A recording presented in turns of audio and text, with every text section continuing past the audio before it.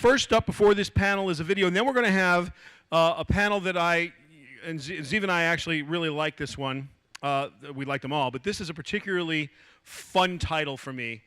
I say this all the time. I believe it to the core of my being. In the information age, information is not knowledge. It just isn't. Einstein has a great quote about all that matters, all you can count doesn't matter and all that matters doesn't count. There's lots of different people have aphorisms and funny phrases about what matters and what doesn't matter. BI, business intelligence, and data insights in an age of data science are such ridiculously hot topics right now, so bandied about, so misunderstood. Today we're going to try and shed some light on it. We're going to have a quick video and then a panel called Information's Not Knowledge. Let's roll the tape, which is really a recording because there's no tape involved. This is an awareness test. How many passes does the team in white make? Go!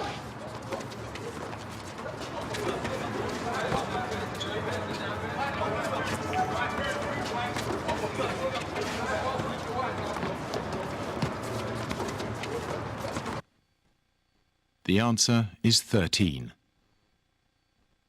But did you see the moonwalking bear?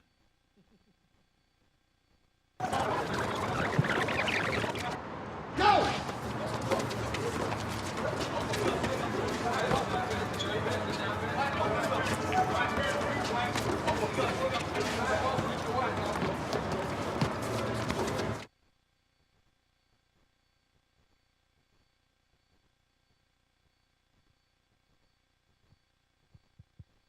Excellent. It's a pretty nice video, and it's somewhat relevant to what we're talking about here, which is big data and looking for the needle in the haystack.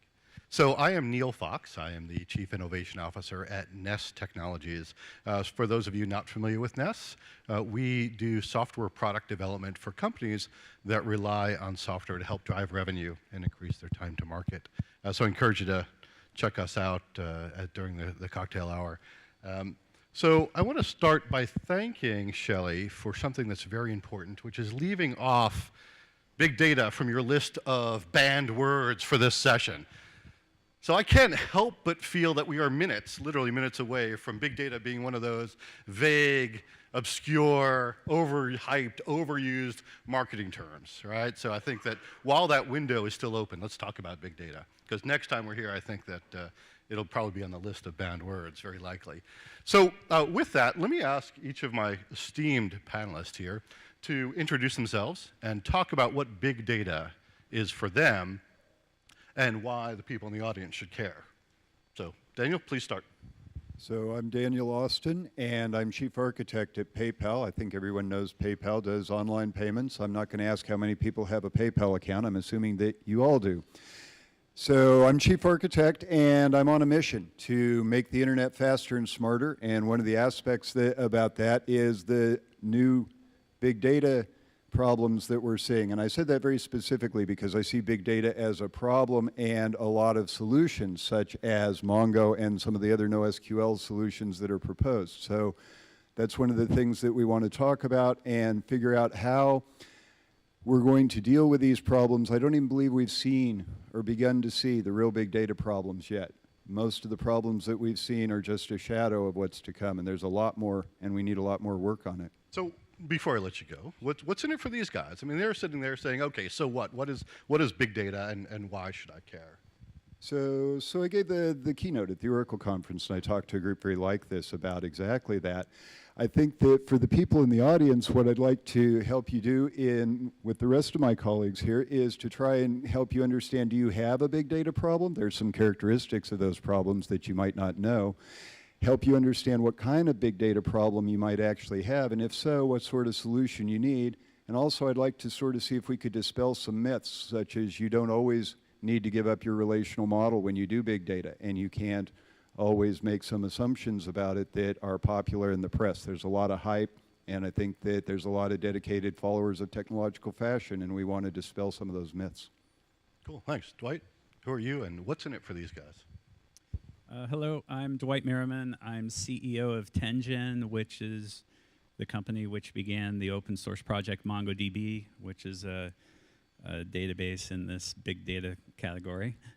So that's what I do. And in terms of this notion of big data or the space, I think what we're really talking about is that there's a big technology change or a lot of new technologies available now for the data layer and for the database. And this much larger change than on average is happening right now. And part of that involves the ability to deal with big data, but part of it is also to deal with data that has different shapes, complex data, morphing in structured data, semi-structured data, being able to use the data for new use cases and being able to deploy apps in the field quickly using that data.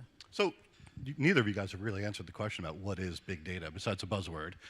So I've got a data warehouse, right? And so that's big data, isn't it? What's the difference? So there's sort of three aspects to big data problems, and they each sort of they have their own facet that makes it a big data problem. So you could have a big data problem that's surely about the mass or the volume of data on disk.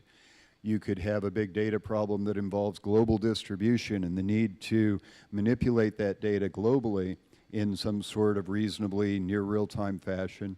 And you could have a big data problem that involves the actual inflow and outflow of data. Think about Twitter, there's so much data coming in. This is a big data problem as well, irrespective of the actual volume of data on disk that you have to handle. So really there's three different kinds of big data problems. Big data on disk, big data inflow and outflow, geographical or global distribution of that data and how you manipulate that. And those are sort of the three problems that people are faced with that they need to solve, maybe one at a time, maybe all three together. Ray, let me let Ray introduce himself, and then we'll ask him the same question. I'm Ray Elias. I run marketing for StubHub. I'm assuming most of you heard of StubHub by now. We are an eBay company, and we're the largest marketplace for live event tickets. It's a very large and fluid and dynamic marketplace with lots of buying and selling going on of live event tickets. I am not a big data expert. I'm more like many of you, but I represent somebody who's a very data-driven marketer. Started my career in paid search, quite frankly, in the late 90s, early 2000. And so I've always been very data-driven, have tried to apply that across all of our marketing. So looking forward to having this conversation. Okay, so what is big data, Ray? Do you know? You know, I think for us, big data is an opportunity. So I hear you guys kind of addressing it as a problem, and I understand that. I think at this point we're collecting data faster than we're doing anything with it. In our space, our biggest opportunity is to drive discovery. Quite frankly, that's a big opportunity in live events in general. Most people don't go to a show because they don't know about it. Most people go to shows with their friends. So beyond just providing great access and choice, which we've done a pretty good job of over the years, for us, actually tapping things like the social graph and other things like that to develop more of a profile on our customers' tastes and things like that to build better models for recommending events, as well as giving them access to lots of information where they can make choices on what to do this weekend, is a huge opportunity for us. So I think we're now clear, right? It's a problem, it's a product, and it's an opportunity. So I think we've got a clear picture. Dwight, Maybe all three. Yeah, and I'm sure that it is, no question. Dwight, did you want to add to the conversation? Yeah, and I think there were some good comments a second ago. I think there's actually a couple sort of inferred myths about this space or about big data. So one would be that it's all about sort of data warehousing and analytics and business intelligence. I actually see a lot of stuff going on in this area that's more online and operational, so at least 50%. So it is that, but it's also lots of things on the operational side that involve what I would call big data. So that's one thing, which is sort of an observation. The other thing is that it's not always big, right? So there's a lot, I know folks who have 300 server MongoDB clusters, but there's also a lot of people who run on one server. And I think it's pretty easy to figure out why they would run it on a 300 server cluster, because it's hard to do that with a lot of products. But why are they running it on one? Why would you do that? It's not for scale, right? It's for something else. And it's because it makes it easy for some use cases for them to represent the data that they need to represent, something, you know, where the structure is challenging, for example. And it lets them write code fast and get the project out the door fast. And if you can get these things out quickly, then you just become more competitive. So I tend to think along similar lines, right? And I tend to agree with all you guys, which is big data is characterized by a diverse type of data where it's not very normalized, right? It tends to be distributed, so it's out there in the universe, it's operational data, and it tends to be large. So I tend to think of big data as big, that contains some hidden nuggets that you're looking for. And so on that last point, Ray, let's start with you about intelligence that you've discovered in your big data adventures. So what's been valuable? What's been surprising? What have you done to turn the data into knowledge? Actionable knowledge. Yeah, so money. Well, so for us, predicting trends is a big part of our business. We have to stay out in front of these things before they happen, or we miss the first big opportunity in the sales cycle of a ticket. And so, for example, when eBay acquired us, eBay is one of the most sophisticated, largest digital marketing companies there is. And eBay's done a fantastic job building these giant data models that drive paid search and other forms of digital marketing. It's highly optimized towards eBay's marketplace, which is obviously the largest. But what eBay's not very good at is seeing what happens before it happens on eBay. And so we tried to plug into these things and take advantage of them. What we ultimately ended up doing was replicating a lot of what eBay has done well, but tailoring it to what StubHub does well, which is staying ahead of the curve and understanding what's going to happen before it happens. So I think in terms of our marketing, that's been one of our secrets to success. What's been the most surprising piece of data that you found? Most surprising piece of data that we found.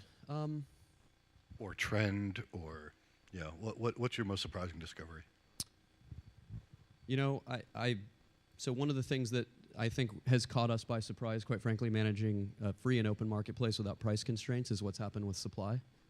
We've got lots and lots of sellers at this point selling inventory on StubHub, and it's made us go from a high price conversation all the time, and you know, consumers have always valued our service for the choice and selection and the focus on buyers and the e-commerce approach that we take to it. But what we've seen happen with pricing has been incredible. It's a great story for buyers, but it's quite controversial in our space because Yankees, for example, don't like to see 50-cent tickets on StubHub. And so how do you manage that? And how do you manage that clutter for buyers? Because quite frankly, having to sift through pages and pages of $3 tickets on StubHub isn't necessarily the best experience either, especially as we move more and more to a mobile experience. So Dwight, let me ask you, is this concept that Ray just talked about around predictive analytics, is that a characteristic of big data implementations? I think that's a use case of relevance, right? So and you know, one of the things that I see happening in this space that's a property of it that's kind of new or different is that there's a lot of real-time stuff, right? So if we think about predictive analytics, we've all been doing that for a long time, but I think it's getting to be more real-time, and some of these tools make that easier. The hardware we use today, including things like solid-state drives, make it possible and feasible. So what I do some propensity score, right, and that I should personalize the site for you in a certain way. You know, maybe I was doing that before, but I was updating those scores every night.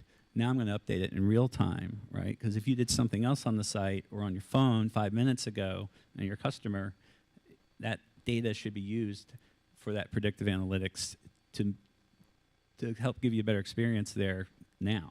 I definitely think of that as a different characteristic between big data analytics and data warehouses of yesterday, right? The real-time nature of it, right? It's very timely, very reactive, and predictive.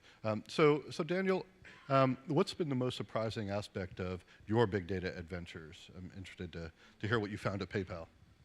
So there's a number of really surprising things that I've learned, but maybe the most interesting one is that the big data problems that we have now are sort of a prelude to the ones that we know are coming to us. And so even though I look at, what eBay and PayPal are doing, a lot of people, if you use eBay, you know how our cross-sell, upsell works when we offer you alternative products and these sort of things.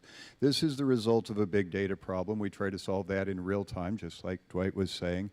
But if you think about how much we could expand that in the future, and if you think about the big data problems that we haven't thought about yet, I told Neil yesterday that he's a big data problem, and he hasn't realized it yet. And we're all big data problems. If you think about trends like the quantified self, if you think about trends like the managing of all your purchases and your expenditures online, as that sort of thing grows, as your medical records grow, as all of these things grow, the big surprise is that all of these are big data problems, and now we're just starting to get to the point where we could solve them. It wasn't really meaningful to talk about putting medical records or eBay sales records online and analyzing that in real time in the past. It just wasn't technically possible. I know Dwight had talked about that earlier. We didn't have the machinery. Now we've got that at the same time that we're starting to see these big data problems emerge. Every one of us over the course of our lives is going to amass an enormous amount of data, terabytes, petabytes, hard to estimate. That's a big data problem too. And I think the big surprise is that we really haven't seen the big data problems come to us as we go into this data-intensive computing. So what do the solutions look like from a big data problem perspective? How are we going to solve these in the next 2 to 5 years? So we've started to bring out solutions for, large volumes of data on disk. Hadoop is very good at this in sort of a brute force sense. But we really haven't managed to solve a lot of the geographical distribution problems. And these are the ones that we really have to work on. And the big data solution that I myself put forward and developed actually tries to solve this, because I see this as an unsolved problem yet in the big data space.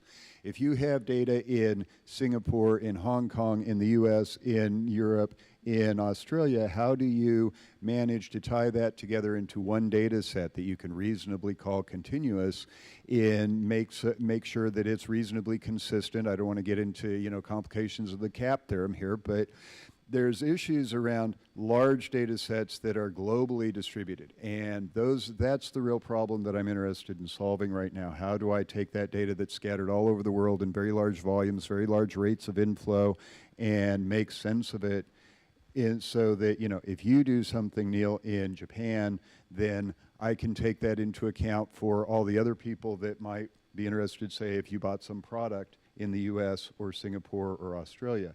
And that's the real problem, where we start to get into speed of light limitations. We start to get into just sheer processing limitations with the way that the network can actually handle things.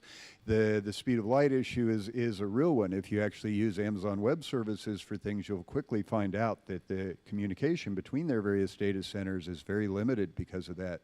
And the ability to move data back and forth is pretty limited. These are all problems that we need to solve. And some of them are at the database or data storage level, others are at the network level. And we need to think about the network as part of our big data solutions. Let me ask you about a different problem. And Dwight, I'll start with you this time. So what value is big data to the consumer, right? To the person who's consuming the benefit of your analytics, right? What benefit are they receiving? And then what's the balance between their tolerance for invasion of privacy and constraint of content? So prediction can get kind of a self-fulfilling prophecy, right? You're predicting my behavior, and so therefore you're influencing my behavior. So where's the balance between benefit and constraint? I think it's an interesting question. I think the most important thing there would just be transparency, that they understand what's going on, right? Like, we have a lot of information on Facebook that we, as consumers, right, that I think we kind of understand that it's there, and there's a reason we use it, right? Some of us more than others. Yeah, so I think that would be the key. So, for example, if I'm a customer of a company, I expect I have a relationship with them, and they know some things about me. So that there shouldn't be surprises.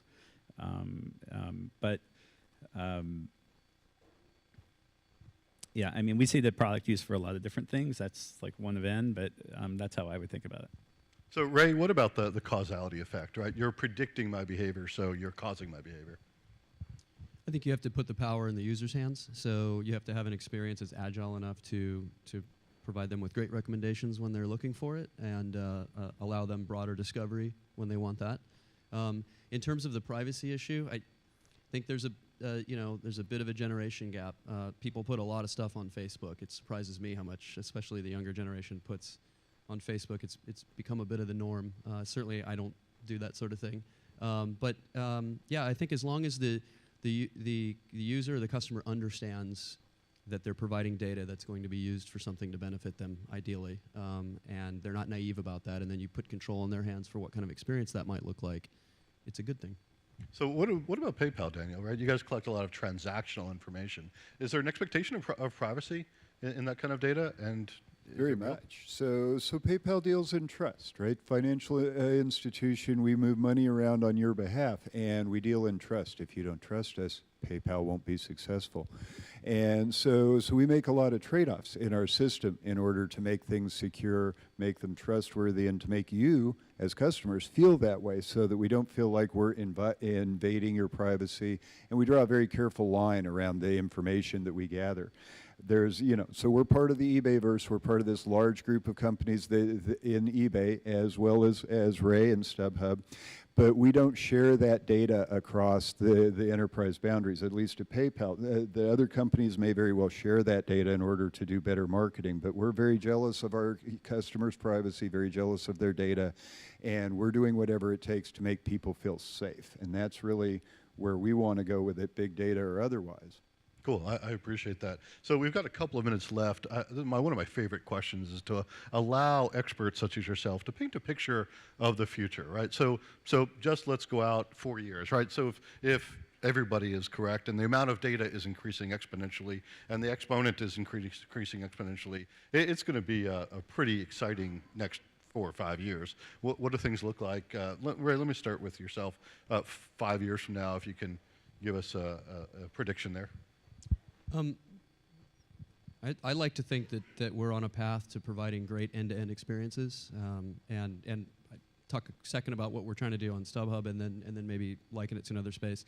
The fact that we have an opportunity to provide an experience where people can come to StubHub and see what's going on, understand who's going to what things, and make decisions that way, plus have the access, and do all of that in an end-to-end digital experience with your mobile phone. That's very, very powerful.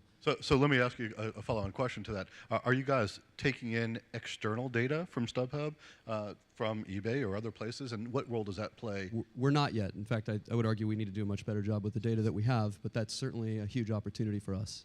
When I think about other forms of commerce, and eBay doesn't like it when we talk about Amazon companies, but I'm a big Zappos fan. I've been using Zappos for years.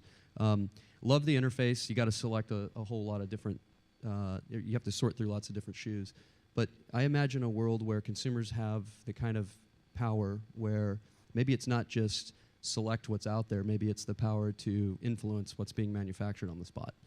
Being able to design a pair of shoes and buy them on the spot. I don't know, that sort of experience, I feel like we're getting close to that.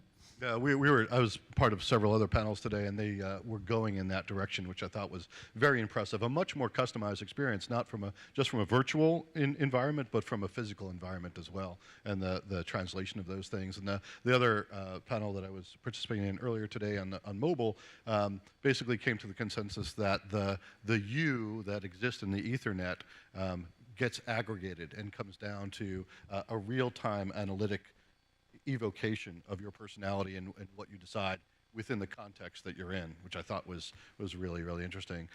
Daniel, you want to paint a picture for us 5 years from now from your perspective? So I just wanted to pick up on something that you said. So right now you're clicking on the internet, you're sending tweets out, you're reading an email, all of that will contribute to big data. And 5 years from now, all that stuff will be on disk and someone will be out there mining it, trying to understand you. And so you're generating big data now, and you're all big data problems, which is not a bad thing. But what we're going to learn is to see ourselves as others see us, and I think that that's a really important aspect of big data as well. I'd rather consider myself a big data opportunity than a big data problem. Dwight? Yeah, I think a few years from now, one thing we'll see that's a little different is that the experiences we have using these sites and apps and tools as consumers they'll be much more nimble in the sense that they rapidly evolve to what people want, right? So I feel Facebook, I feel like, does a pretty good job of their site changes quickly. Almost, you could argue too quickly. You could show up all these new things on it, right? But I think that'll be universal in 4 years, and that these tools will help organizations get there. So our virtual world will reconfigure itself on the fly. Yeah, their apps will change quickly to be what you want, or what they think you want. Very, very cool. All right, well, with that, I want to thank you. The panel, please join me in thanking them for their time and their perspective.